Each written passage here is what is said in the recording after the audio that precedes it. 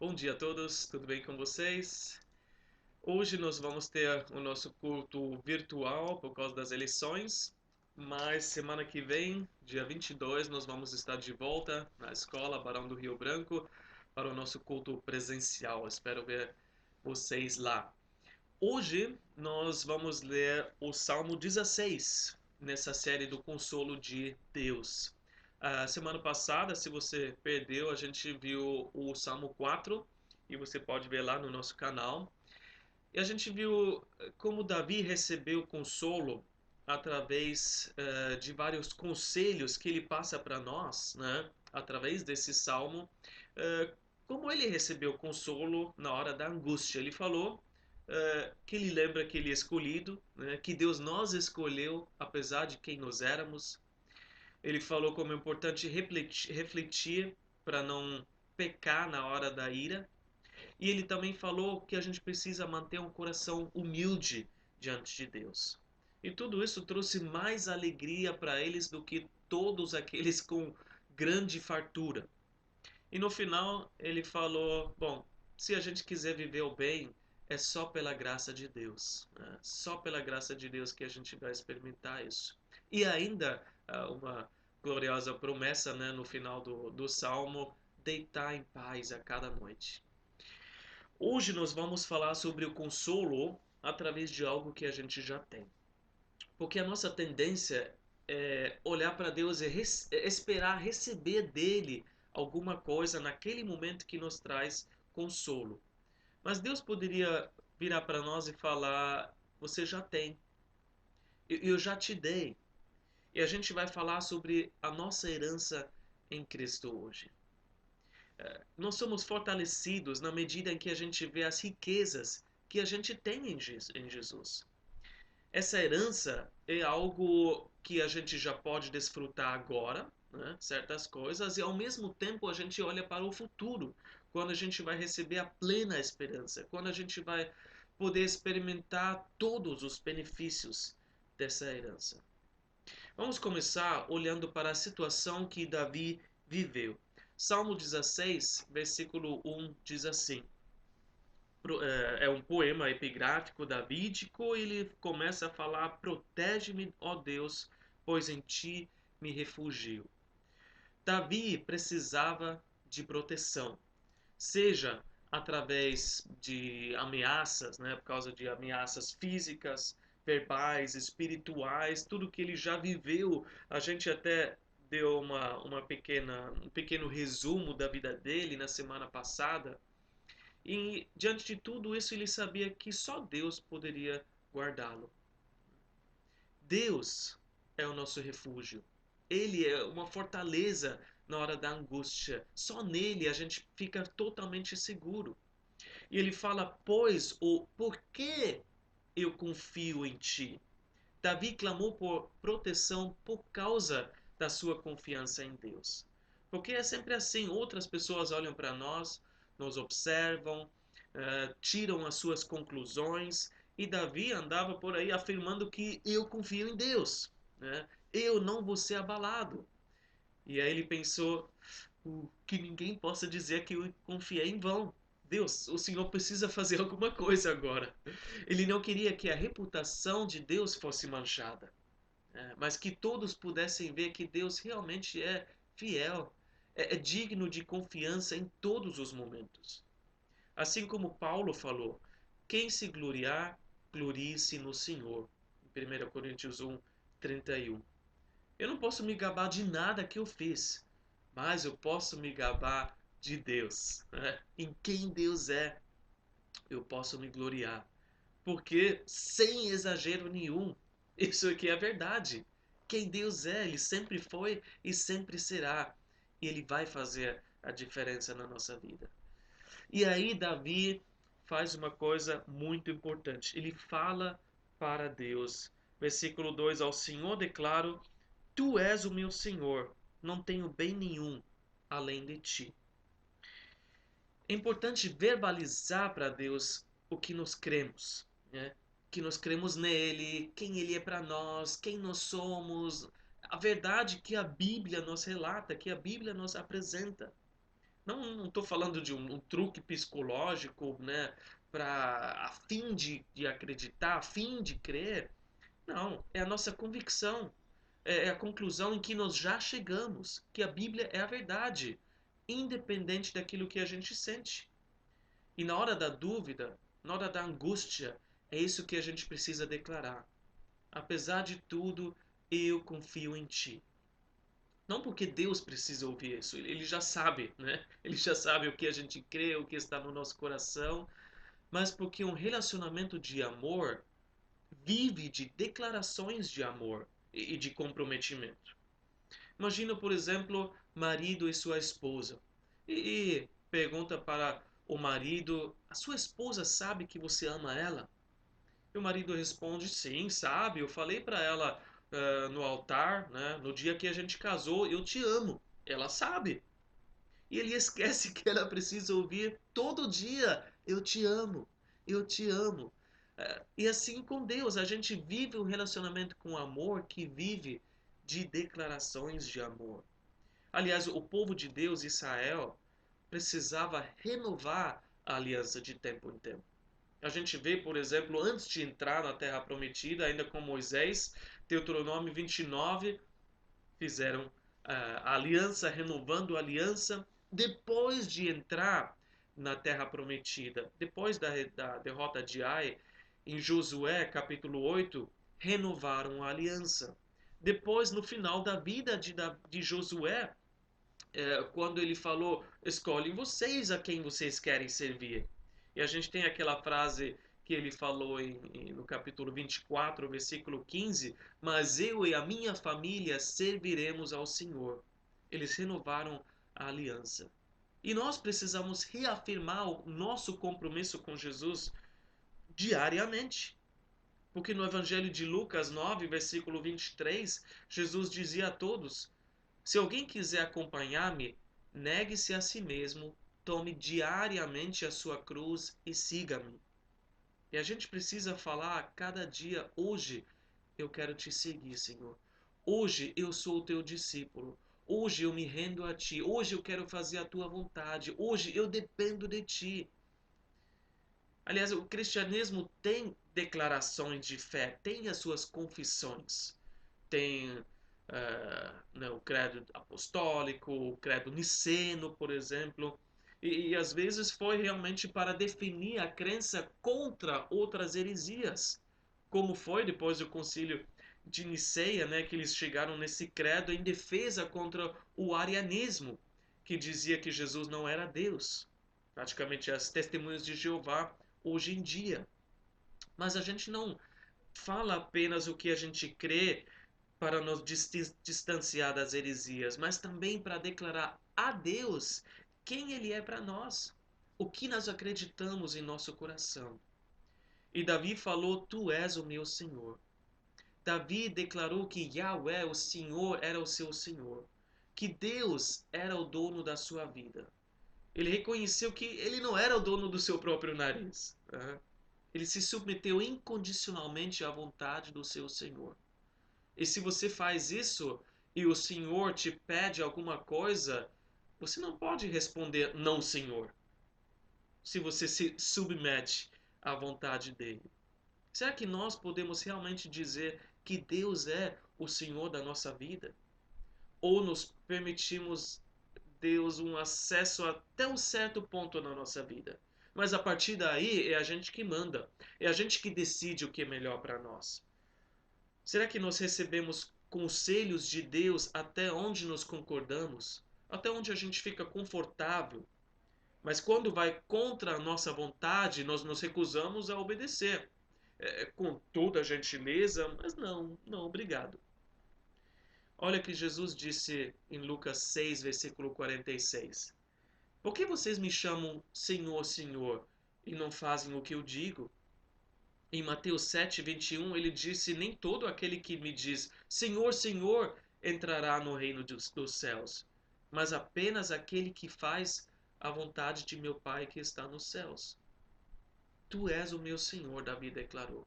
E ele também declarou: eu não tenho bem, nenhum bem além de ti. Se existe algum bem em mim, é por causa de Deus. Eu não posso me gabar de nada, né? Se alguma coisa boa acontecer através de mim, é por causa dele. Tiago 1, versículo 17, toda boa dávida e todo dom perfeito vem do alto. Tudo que é bom e perfeito vem dele, não vem de mim. Paulo falou em Romanos 7,18: eu sei que nada de bom habita em mim, isto é, em minha carne. Porque a nossa tendência natural é fazer o que não agrada a Deus. Que no próximo versículo, Paulo fala: pois o que eu faço, o que faço não é o bem que desejo, mas o mal que eu não quero fazer, esse eu continuo fazendo. Vivendo na nossa carne, a gente não consegue fazer o bem nem que a gente queira. E a gente precisa declarar a nossa dependência de Deus. Se eu quero fazer algum bem, vai ter que ser através de Jesus. Porque ele falou: sem mim, vocês não podem fazer coisa alguma. João 15:5. Nada, nenhum bem, coisa alguma, sem ele. Porque o problema do homem é viver em independência.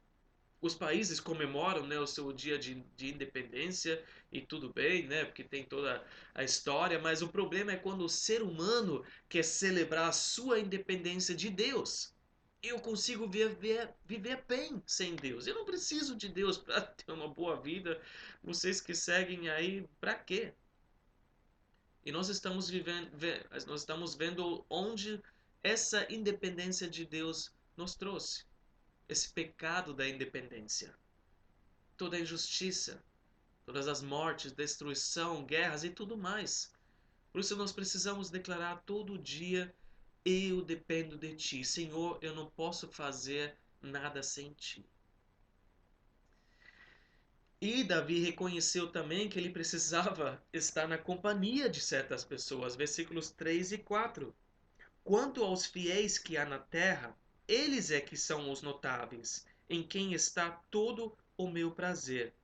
Grande será o sofrimento dos que correm atrás de outros deuses. Não participarei dos seus sacrifícios de sangue, e os meus lábios nem mencionarão os seus nomes. Davi entendeu que a companhia certa ajudava muito, né? Obviamente, Davi não era o único, né, que era fiel e confiava em Deus. Tinha outros fiéis que seguiam Deus de todo o coração. Mas ele sabia o grande valor de estar em comunhão com eles, com os notáveis. Não os nobres, os famosos, as celebridades desse mundo. Ele não seguia o exemplo desses, né, das pessoas notadas ou notáveis pelo mundo. Ele não queria viver uma vida de estrela, né, da época. Não, não assistia aos programas de TV e falava: eu quero viver assim. Não. Ele falou: eu quero estar com os notáveis, os excelentes. Por quê? Excelentes pelo caráter piedoso, pelo comprometimento com Deus. Esses são os verdadeiros heróis. Os heróis da fé. Eu tenho todo o meu prazer neles, ele falou. Todo o prazer. Ele se deleitava na companhia e amizade com os irmãos na fé. E o amor por Deus, na verdade, se mostra no amor pelos irmãos. 1 João 4:20 nos fala: se alguém afirmar, eu amo a Deus, mas odiar seu irmão, é mentiroso. Pois quem não ama seu irmão a quem vê, não pode amar a Deus a quem não vê. Mesmo que seja impossível concordar com tudo com seu irmão, a gente deve tratar todos os irmãos com amor. A gente deve dar o benefício da dúvida. Né? O irmão falou alguma coisa, fez alguma coisa. Será? Vou dar o benefício da dúvida. Isso não vai se tornar fofoca, né? Pelo amor de Deus, eu vou falar com o irmão, com a irmã. Eu vou checar isso primeiro. Eu vou amar esse irmão. Embora muitas coisas possam separar a gente um do outro, não tem os mesmos hobbies, às vezes nem a mesma língua, mas nós temos o mais importante em comum. Nós somos salvos por Jesus. Isso que nos une mais do que tudo, mais do que o resto. Nós fazemos parte da mesma família. E com quem você se associa mais? A companhia de quem você procura e te dá prazer. Infelizmente, muitos já deixaram de acreditar na fraternidade cristã, né? Muitos deixaram de congregar com os irmãos. Mas Provérbios 27:17 nos diz que assim como o ferro afia o ferro, o homem afia o seu companheiro. E não é só você precisando de consolo de alguém, mas e aí se Deus manda uma pessoa para você? Você está pronto para ajudar uma outra pessoa que procura na hora da angústia? Ou você está ocupado demais com as suas próprias coisas? Porque, pro outro lado, quem está aí? Os idólatras. Ou você segue Jesus, ou acaba correndo atrás de outros deuses. Porque aquilo pelo que você vive é o seu Deus. Mais cedo, mais tarde, todos, porém, vão descobrir que isso causa grande sofrimento, correr atrás de falsos deuses. E é tão triste quando a pessoa só se dá conta disso no final da vida. O que eu fiz? Toda a minha vida eu vivi pelas coisas erradas. Mas nunca, se a pessoa reconhece mesmo, nunca é tarde demais para se render ao Deus único e verdadeiro. Como a gente deve se comportar em relação àquelas pessoas idólatras? Bom, Davi fala: eu vou nem participar nos sacrifícios deles, na falsa adoração deles. Seja viver pelos bens materiais, hoje pelo intelecto, pelo sexo. Aliás, ele fala: eu vou nem fazer menção dessa falsa adoração. Não vou perder tempo comentando na mídia social, né, nas redes sociais. E não vou deixar a minha mente ser poluída com os pensamentos com essas imagens. Essa é a ideia que Paulo falou em Efésios 5, versículo 3.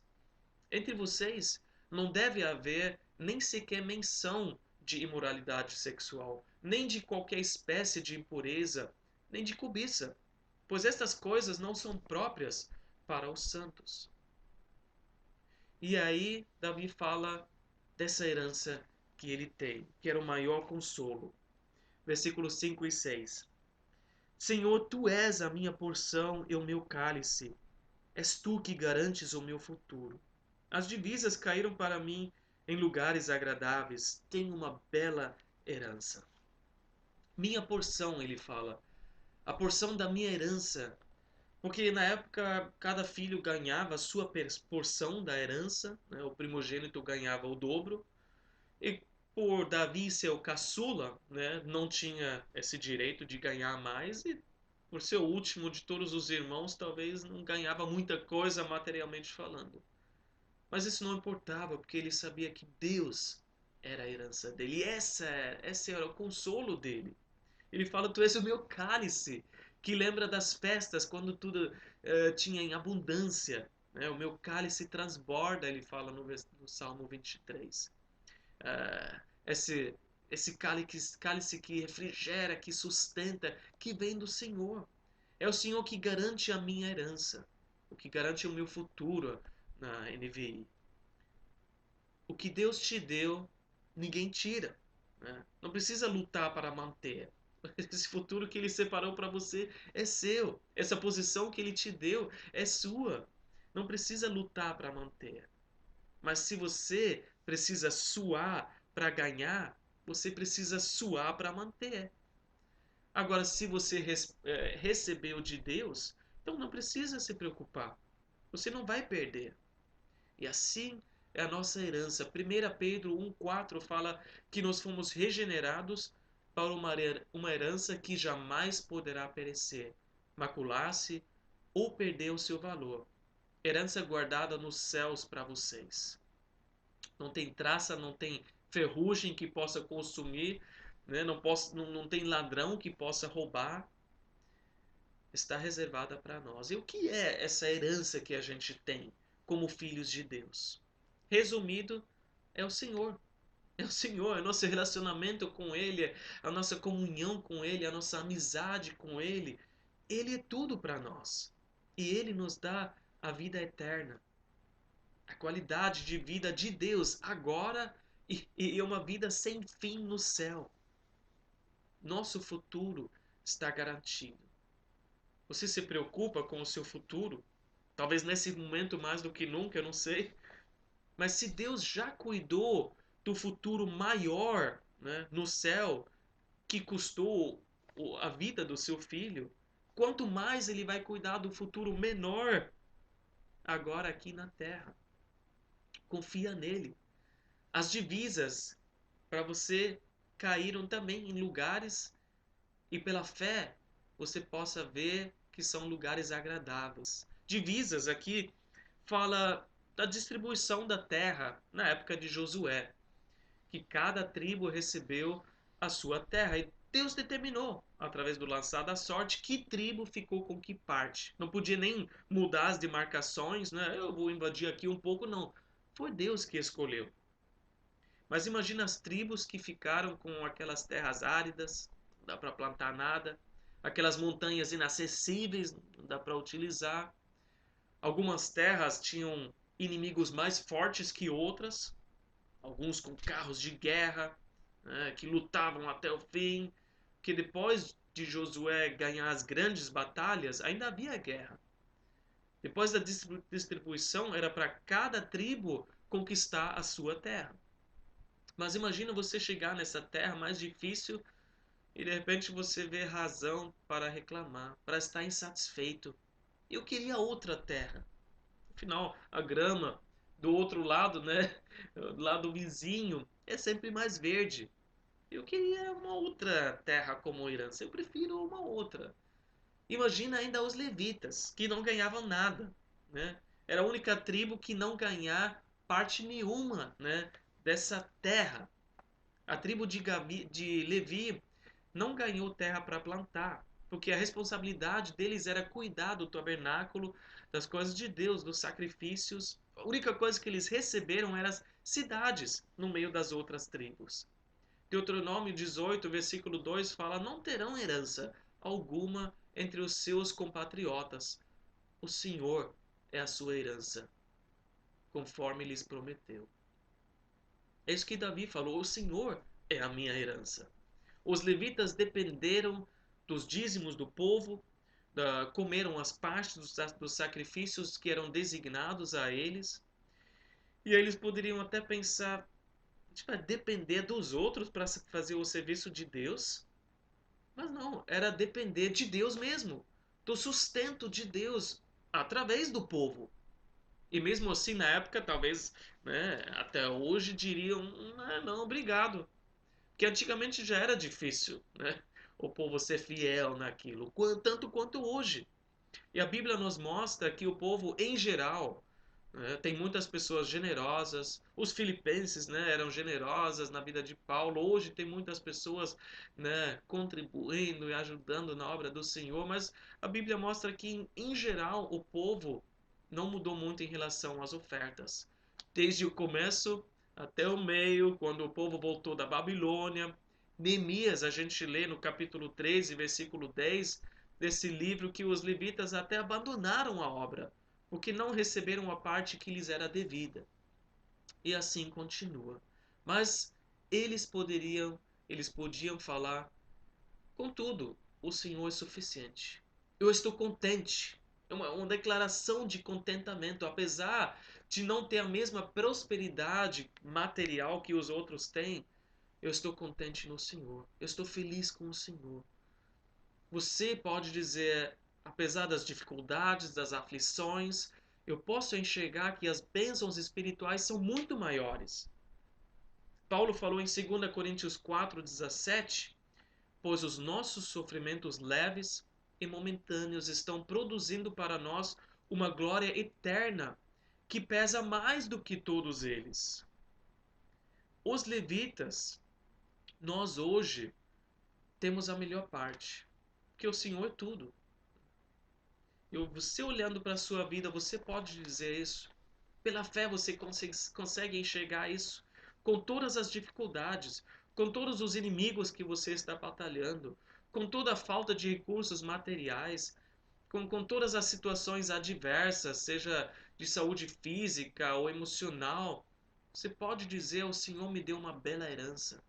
Eu estou vendo que eu tenho lugares agradáveis. Eu tenho uma vida agradável por causa do Senhor. E essa é a sua opção. Você pode murmurar, né, como alguns provavelmente fizeram, ou você pode estar contente e agradecer.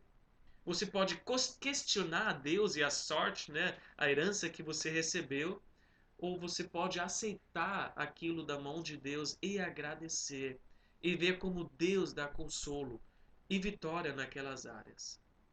E no final Deus nos ajuda sempre. Versículos 7 e 8, Davi ainda fala: bendirei o Senhor que me aconselha. Na escura da noite o meu coração me ensina.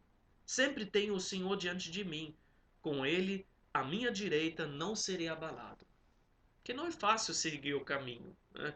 Não é fácil seguir essa jornada, às vezes é muito difícil. Um caminho mais pedregoso, mais íngreme, com mais inimigos, né? Mas Deus dá consolo. Deus dá direção. Não precisa descobrir esse caminho sozinho, né? Ele tem toda a sabedoria, ele sempre tem uma solução para você. Ele fala ao nosso coração e às vezes à noite até a gente lembra, mas espera aí, eu tenho uma bela herança. Nós somos lembrados disso. Eu sou filho de Deus. Eu sou amado, eu sou protegido, eu sou abençoado. Deus tem um plano para a minha vida. Deus sempre está ao meu lado. E a gente precisa viver essa certeza, conscientemente, colocar Deus diante de nós em tudo que a gente faz. Saber que Ele está diante de nós, Ele é o nosso foco. E aí você já tira, né, diante de você todas as coisas que não prestam. Eu quero focar em Deus. Lembrar que Ele está presente. Ajuda até na hora da tentação, né? Porque muitas vezes a gente peca porque a gente esquece que Deus está vendo. Porque se eu tenho o temor do Senhor, eu não vou pecar. Eu sei que Ele está me vendo. Eu não vou fazer isso. Isso vai me impedir de colocar o Senhor diante de mim. E o Senhor é que está à minha direita, que me pega na mão direita para que eu não caia. Ele garante que a gente chega lá. Que a gente vai chegar lá até aquele dia para receber a plena herança. Aquele Filipenses 1, versículo 6 fala que eu estou convencido de que aquele que começou boa obra em vocês vai completá-la até o dia de Cristo Jesus. Nada pode nos abalar. A gente não vai ser abalado porque Ele está conosco. Judas 1, versículo 24 fala: aquele que é poderoso para impedi-los de cair e apresentá-los diante da sua glória, sem mácula e com grande alegria. A Ele seja a glória. Com grande alegria, hoje e naquele dia. E Davi sabia disso, versículos de 9 a 11. Ele termina falando assim: por isso o meu coração se alegra e no íntimo exulta. Mesmo o meu corpo repousará tranquilo, porque não me abandonarás no sepulcro, nem permitirás que o teu santo sofra decomposição. Tu me farás conhecer a vereda da vida, a alegria plena da tua presença, eterno prazer à tua direita. A herança trouxe esse consolo, essa alegria abundante, alegria já na vida. No meu coração, no meu íntimo, eu sinto isso, ele fala. Uma alegria no presente, por causa das, das bênçãos espirituais, por causa da esperança no céu. Ele tinha convicção que a morte não seria o fim. Ele sabia que haveria uma ressurreição. Mesmo chegando no final da sua vida, talvez ele tenha escrito esse salmo no final da sua vida, ele chegou tranquilo. Eu sei que o Senhor não vai me abandonar. Eu sei que eu vou viver. E na verdade, Davi escreveu essa profecia a respeito de Jesus. Que quando a gente chega no dia de Pentecoste, em Atos 2, Pedro usa esses versículos para falar: vocês sabem que Davi morreu. O corpo de Davi sofreu decomposição, mas o corpo de Jesus não. O corpo de Jesus não, porque ele é o santo. Ele é o único sem pecado. E a morte não pôde retê-lo. Né? O túmulo não pode retê-lo. Davi está no seu túmulo. Inclusive hoje você pode visitar lá. Mas o túmulo de Jesus está vazio. Jesus ressuscitou corporalmente. E se Jesus ressuscitou, nós também vamos ressuscitar. Nós vamos ressuscitar da mesma forma. E nós vamos experimentar essa alegria eterna no céu, depois de ter conhecido a vereda da vida. Eu creio que, né, Davi, até sem saber que ele estava falando nisso, ele sabia que haveria o Messias, mas não sabia que é Jesus, né? E que Jesus declarou: Eu sou o caminho, a verdade e a vida. Eu sou o caminho para a vida. Eu sou o caminho para a vida eterna. Conhecendo Jesus, nós vamos experimentar essa alegria do céu. Já hoje, né? Mas um dia a gente vai ver ele face a face. Um dia a gente será como ele é. Um dia a gente vai ter uma alegria que a gente nem consegue imaginar. E se você pensa na maior alegria que você já teve nessa terra, uma alegria imensa, única, mas uma alegria que provavelmente durou pouco. Uma alegria talvez um pouco abafada, distorcida, talvez até amarga, simplesmente por a gente estar nesse mundo caído. Mas nada, por mais prazeroso que seja aqui na face da terra, se compara com a alegria na presença de Jesus. E essa alegria está disponível para nós hoje, porque Ele está presente, né?